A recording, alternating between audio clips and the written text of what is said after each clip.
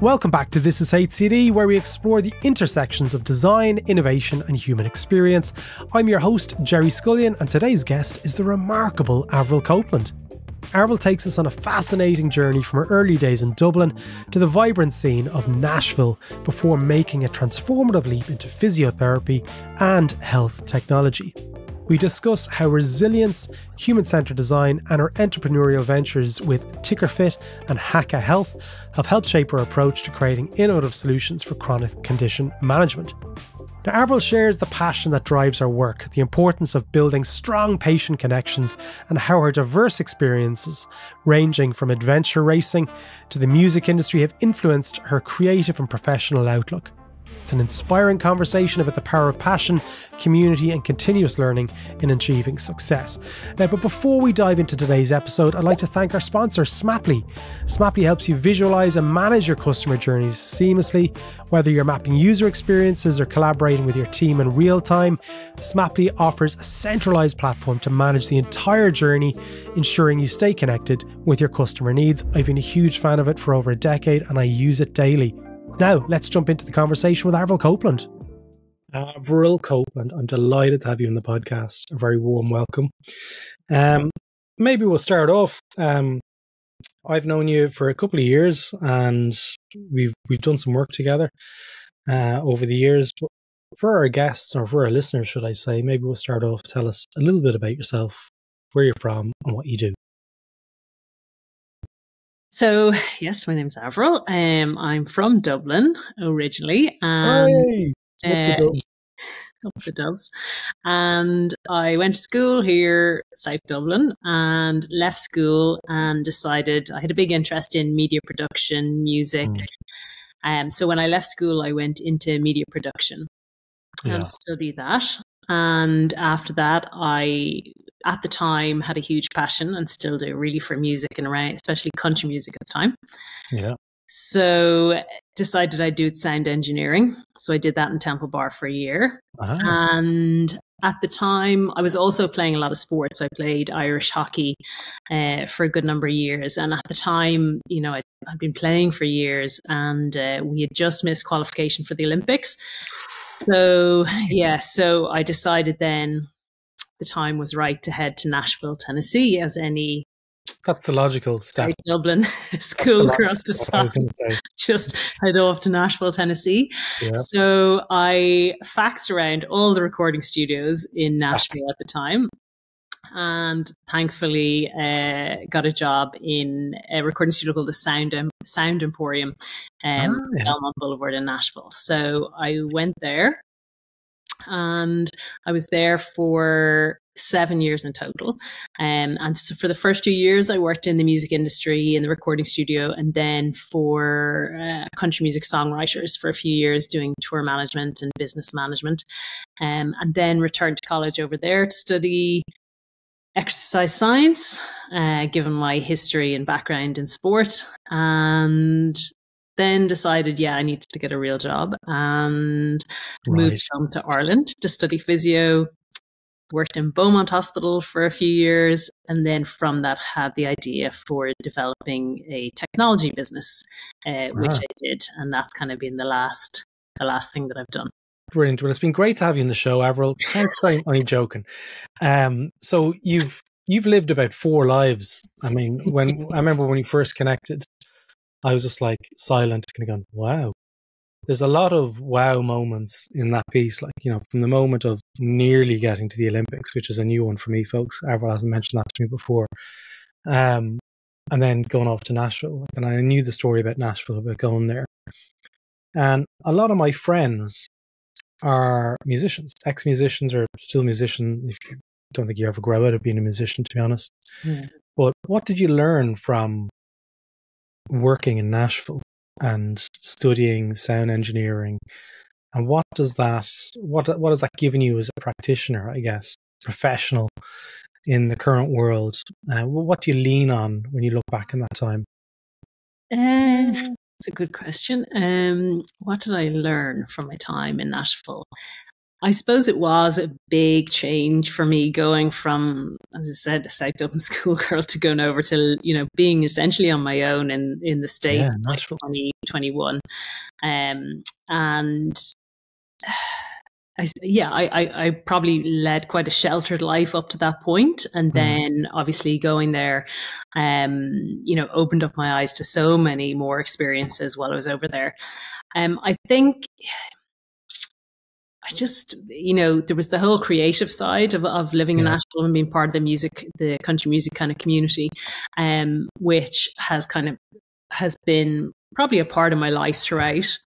Yeah. But also, I think just cracking on and just being open to new experiences, because it was very like just, okay, what's happening next week or whatever, it was always kind of, what's changing. That term, fly by the seat of my pants type, from Pretty Woman. Never knowing and kind of just being open to everything. It was just, I suppose the States is, I suppose they say the land of opportunity, and it really is. There's so much opportunity in everything you do, be it work-wise, personal-wise, sporting-wise. So, even the resilience that you need to foster in that space. Like, it's not something you can say everything's going to get handed to you on a plate. Yeah, you have to fight for it in the music industry in particular. Like, you have to prove your worth. All of those different pieces. Was that true when you went over there in the first couple of years? Yeah, like I think I worked in the recording studio for the first year, and while I always loved the idea of being a sound engineer, I think after that first year I was like, it's really not for me. It was like very late nights in the studio, just kind of waiting for people to be finished, and just I need more structure in my life. And so after that, I went to work for the country music songwriters, and sorry, I'm totally. No, it's all right. What did we? No, with the resilience that you need, like especially as a musician, if you're trying to push that rock up the hill on your own. Very often when I speak to musicians, we talk about that resilience, that you foster it, and it gives you this fire later in life because you can lean back into this whole kind of that mindset and that belief that you can achieve these things. And I can see that throughout. When you were talking to me last week when we had lunch, we were talking and I was like, God, there's so much resilience there, especially because you didn't mention that you've done ultra marathons. Yeah. That's just something, by the way, like, just drop into conversation. Like, the only ultra thing that I've ever done is like Google Studio Ultra from the new Apple thing. I've never done anything that's ultra. You just drop that in the conversation. You've done ultra marathon and you've done all these ultra, extreme events, which I want to come to as well. But I guess looking at what you've done over the last, say, 15, is that 15, 20 years probably? Is it? Yeah. On your age here. Yeah. That whole music period, was there other things that you might have carried through into, say, the startup, for example, like that desire to break through and make it work? I think going to Nashville, I think it was the whole thing of like, I am very much a person that believes like anything is possible. Like once you put in the work, you can make it happen yourself. So like that kind of shone through just from having the kind of pipe dream of going to Nashville, working in the music industry and kind of getting through that. And, like I was a mad fan of Garth Brooks, absolutely loved Garth Brooks. I was going to say, your friends in lower places. Yeah, listen, don't be joking. And then ended up having dinner with Garth Brooks. Well, we had dinner with Garth Brooks, but yeah. You did? What was he like? Really sound. Yeah. As wonderful as I had imagined. Did he wear a Stetson at the dinner table? No, he didn't actually, I don't think. There you go.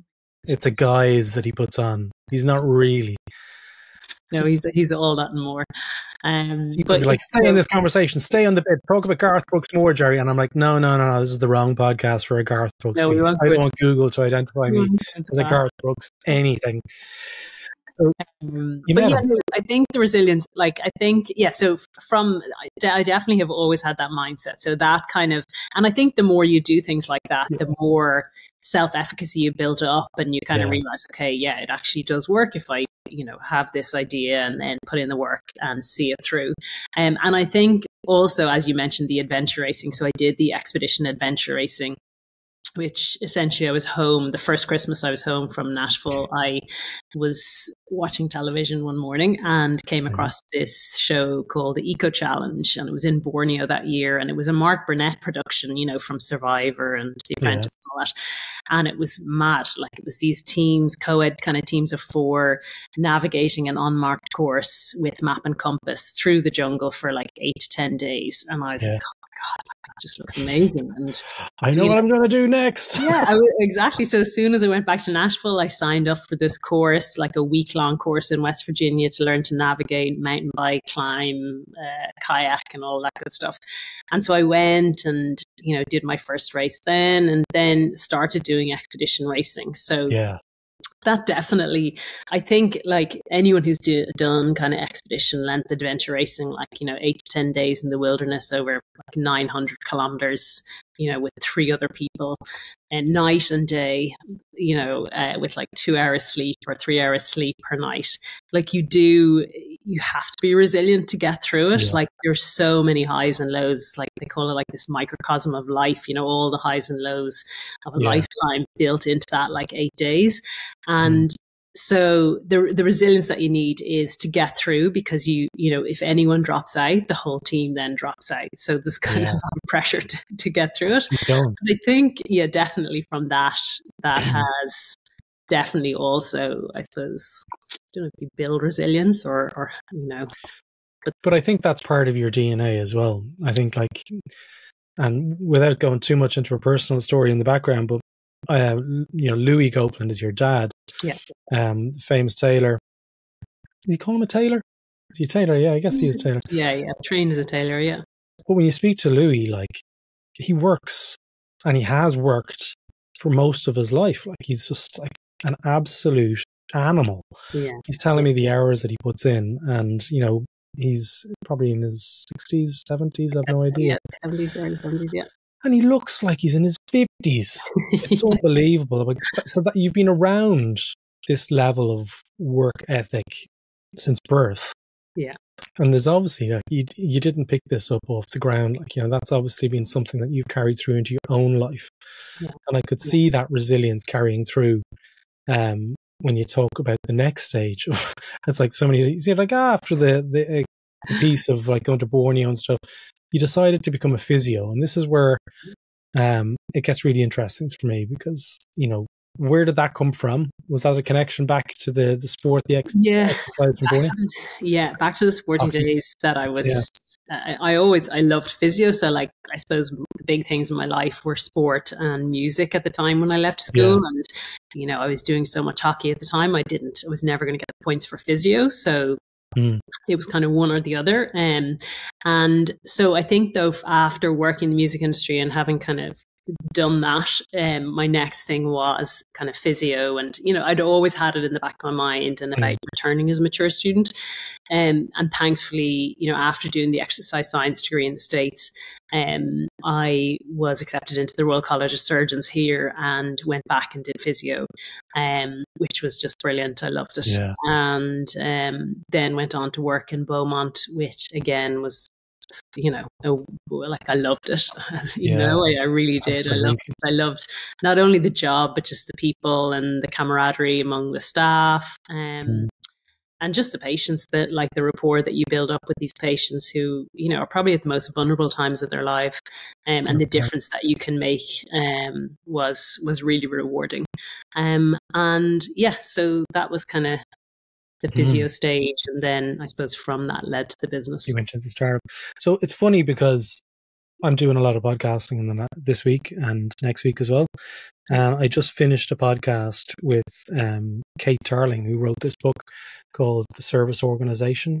And we spoke about how the UK has managed to develop so many world-class thinkers and designers in the business space, and community being one of the integral parts of that.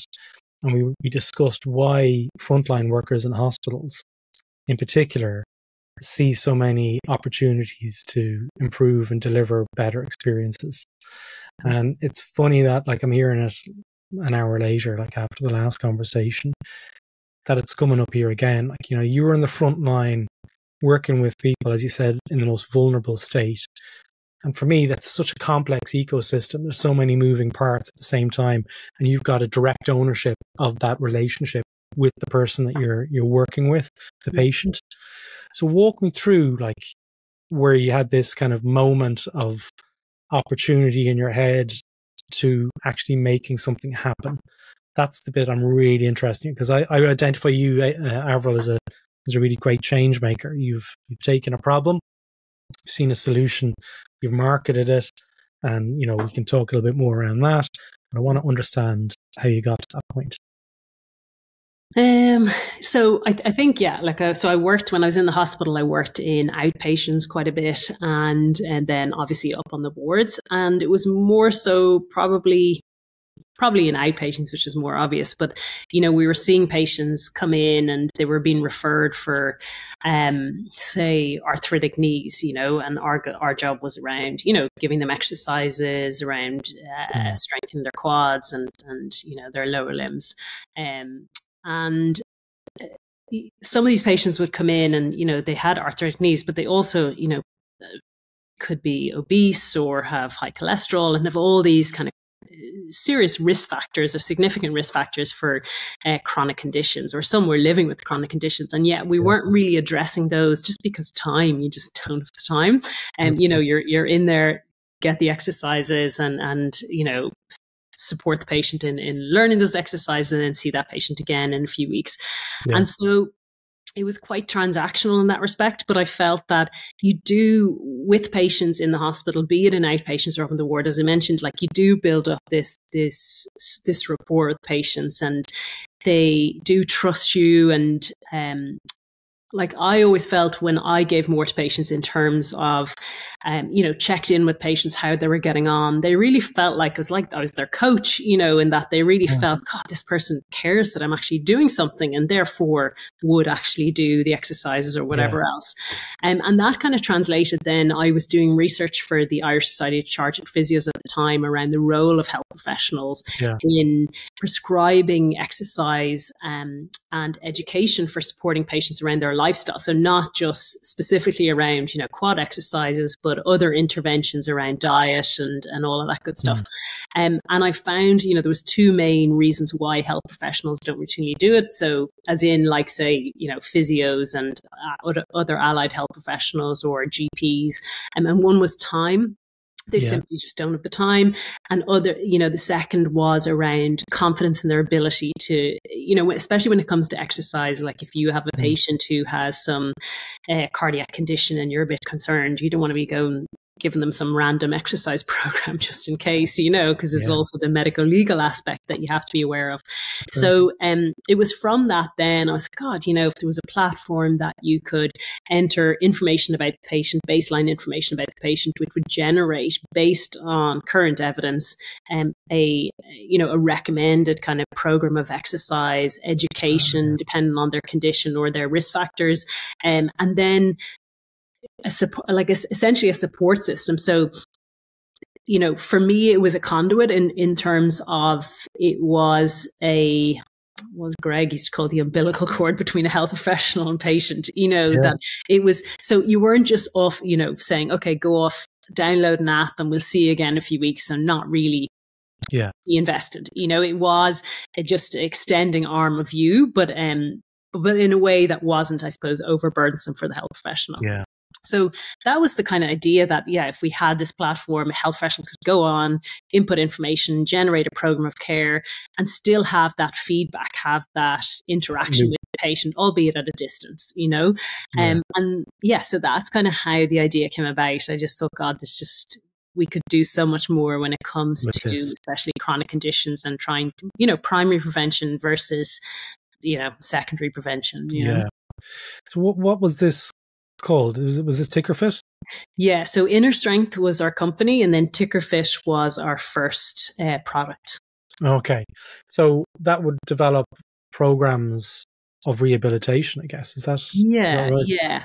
So we started very much in the primary prevention space, so trying to prevent the onset of chronic conditions. So, yeah, do you know? It's an example of, like, say I went in and I was getting a knee replacement. I don't think I'm a million miles away from that these days, but if I was getting a knee replacement, and you were my physio, what's that experience like currently? And then what's the experience that you were trying to change within that experience?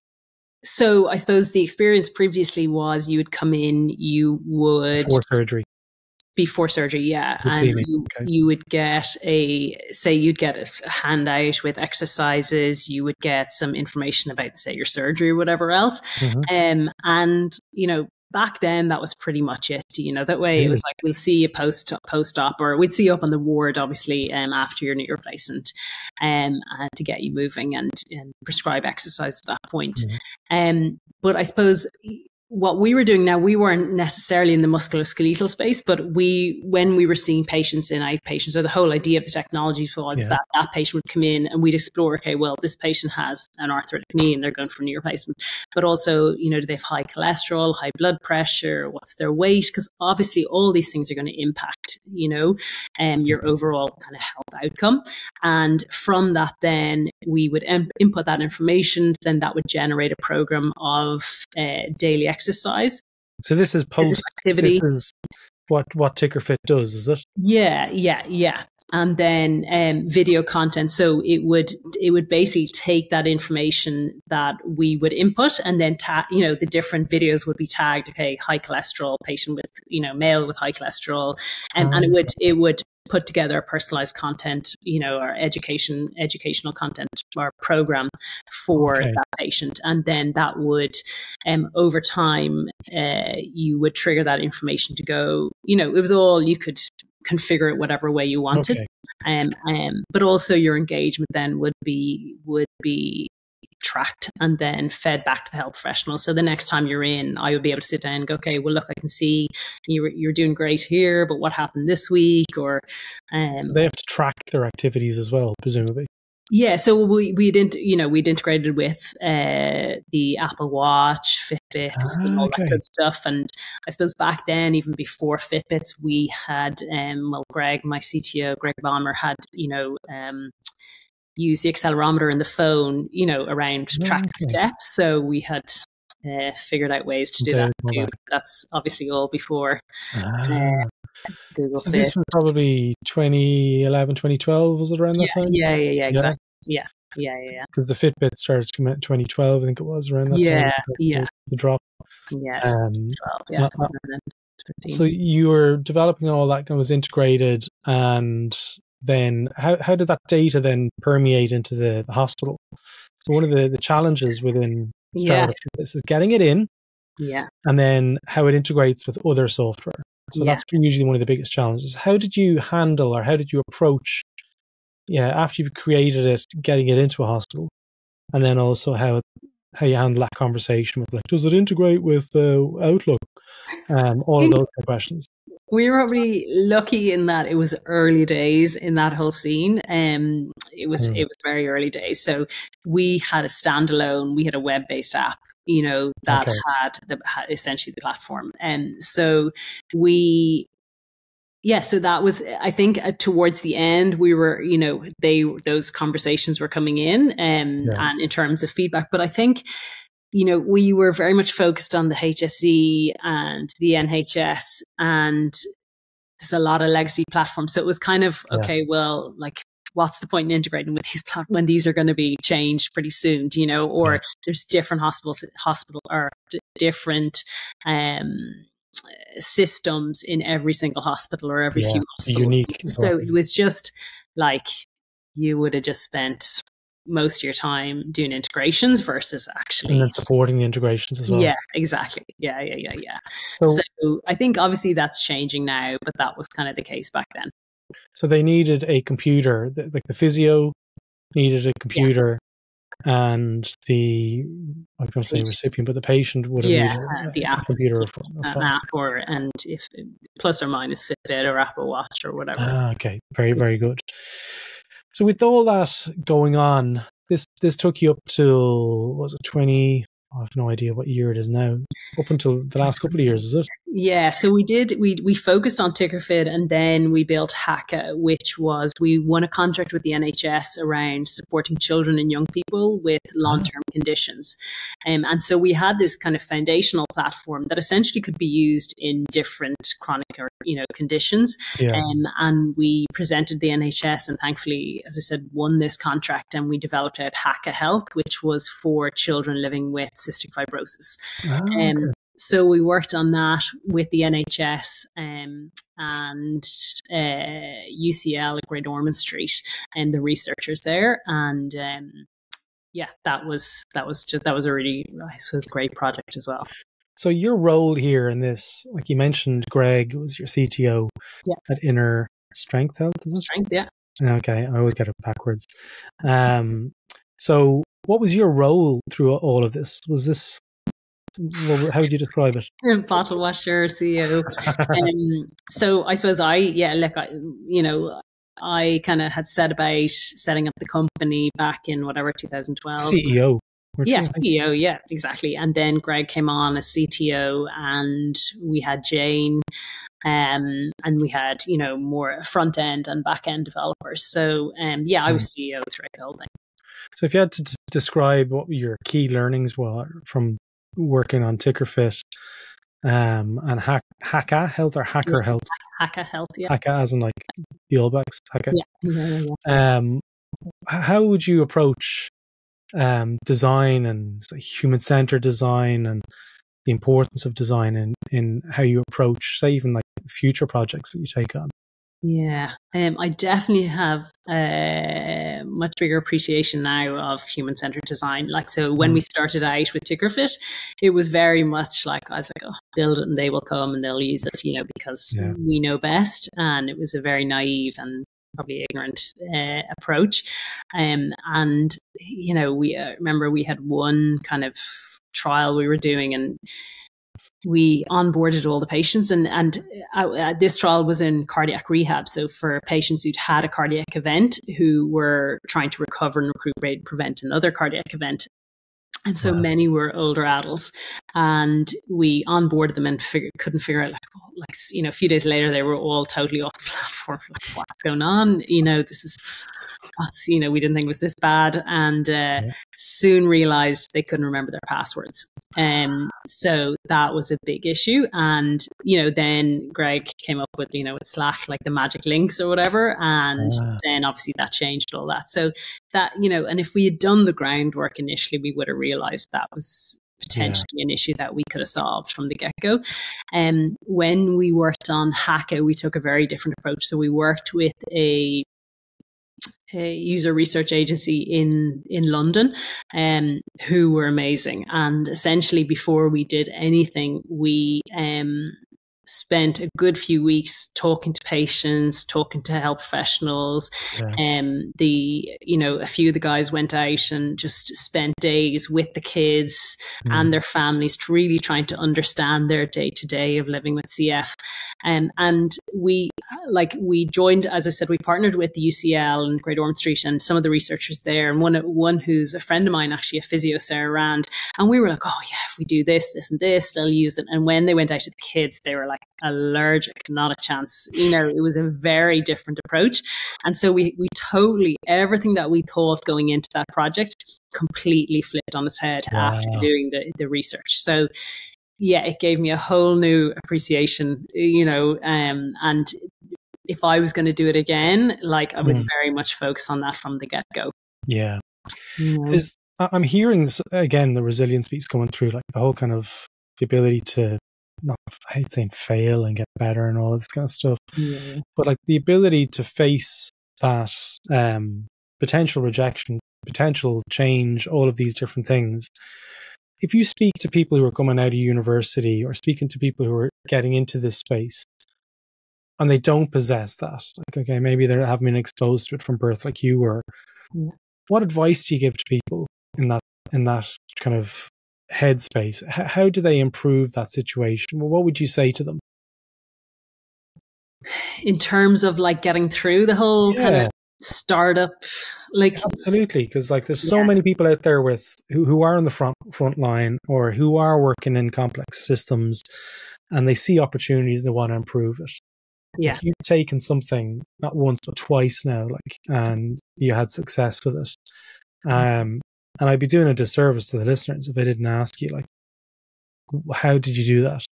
Because lots of us have ideas, like, walk me through the early stages of saying, well, there's an opportunity, I can see it, and I want to take that first step. What does that look like? Yeah. There's no right or wrong answer. I know it's kind of when I go, God, is it something you're kind of just, it's ingrained, or is it something you can, learn? Look, lucky is that is a sense of, do you believe you've got control over it? Yeah, I think it's just about having the self-efficacy to know that actually you can do it if you want. But I think number one for me is the passion, and to know actually, like, because, to be honest, over the years I've had lots of ideas about different things. I remember like signing an NDA with a company in the States when I lived in the States about I used to, every time I put my mountain bike or my kayak on the top, sometimes it happened to my friends, we'd always forget to, like, you could go into an underground car park and then smack, And so I was like, God, if there was like a laser type thing. And I remember, and I was like, had this idea, but like, I wasn't passionate about it, And so I never followed it through. I was like, it's just not, and, so I had these different ideas over the years, but I think this one I just felt so strongly about, that I just felt that we were just missing a trick, and there was just, I really did. And I just found, when patients left, clinic or the hospital, like, it was like, oh, it's kind of like you just lose that whole momentum. And I just got, how can we support that relationship? And so, I think that, like, the two ideas, like, you've got the laser one to stop people from taking the saddles off their bike from going into car parks and so forth. Yeah. And then you've got the other one over here, TickerFit. Yeah. And what are the things, like, you're doing there? Like, were you sizing up the opportunity? You mentioned there you weren't passionate about it. There's a bit of a recipe going on between the two. I can hear you in your head. You probably haven't thought about it, but like, there's a recipe here where you're saying, well, that one and that one. Talk to me about the connection with yourself on that, like, on what you decided to do, because you could have easily followed one road there and you decided to go on the other one because you weren't passionate about it. I'm doing air quotes there, folks, people listening, not watching on YouTube. I think now I go, okay, well, like, with that one, with the first one, like, to be honest, I didn't size up the market. I was kind of like, it was a very much like, oh, this is a great idea. And there was a few weeks where I was like, I'm all about this and I'm going to do it. You share it with other people. You were sharing it with people in the hospital. Had this idea. Oh, you mean TickerFit now? TickerFit, yeah. Oh, sorry. No, I don't think. I kind of just had the idea and I started looking into it, and I went to a pitch. I did a hackathon type of thing for a few days, and it was at the end of the few days you had to pitch to investors and clinical, entrepreneurs and everything else. And I did that and won the pitch at the end of it, which then gave me that kind of confidence in the idea. Right. And one of the clinical entrepreneurs, Johnny Walker, he is kind of a What's his real name? Yeah. He's an Australian guy, and he's very well known. He's brilliant, and he's so energetic, so passionate about the whole space. And he was like, "Oh, you have to do it." And he really took me under his wing, because I think for me the challenge was I had no business background, finance background, or anything else like that. Yeah. So figuring out, God, how do you even go about this? And I went and I actually did one of the Dunleary Rat Down kind of courses, night courses around just building a business. That's their local government in Dublin. They ran these kind of how to build a company or start a company. And I did those, in the evening times for a few weeks. And I suppose that gave me a good not like a very basic understanding of the steps that the ropes. Exactly. But then Johnny really supported me from the perspective of going for the first bit of investment. And I think then when I got that was like, okay, So how did you get that? Like, are you okay to talk about that stuff as regards? Yeah. You've done a hackathon, you've got probably some sort of very high level kind of overview, and you've got a low fidelity prototype of something, maybe not. No, it's just to raise some money. Like, so some people don't realize that, you need money to start turning the lights on, to make it work. Can you walk me through what that looked like? Because I know people would be really interested in how that actually got off the ground. Yeah, so it was Enterprise Ireland was the first port of call, and so obviously I'd been through the Delir Down, or the local enterprise board, and they had talked about Enterprise Ireland, and then obviously then doing the hackathon and winning that and meeting Johnny, I got introduced to Enterprise Ireland, and they have like investment kind of opportunities throughout the year, and at the time they had the Competitive Startup Fund, which was a 50k investment for new ideas essentially. And it was really just fill out the paperwork and set up a company and, do your projections. And that was just do it and then go and pitch and present it. And to Enterprise Ireland. Yeah. And thankfully then I was successful with that application, and got awarded that first 50k. So the local enterprise is where you start, folks. Like in Ireland, there's lots of local governments, and each local government has a certain amount of money, I guess, to really, it's a small, a couple of thousand, isn't it? I think, to get it started. Yeah. And then the next step up is Enterprise Ireland, which really has connections and offices located all over the world. And it's a network, part of the diaspora, I guess, and it leans into, you can get office space, I think, in London, or through that network as well, if you need to have meetings in London and so forth. So it's a pretty special thing. I don't know if it's unique to Ireland, but I've done work with Enterprise Ireland over the years on various businesses.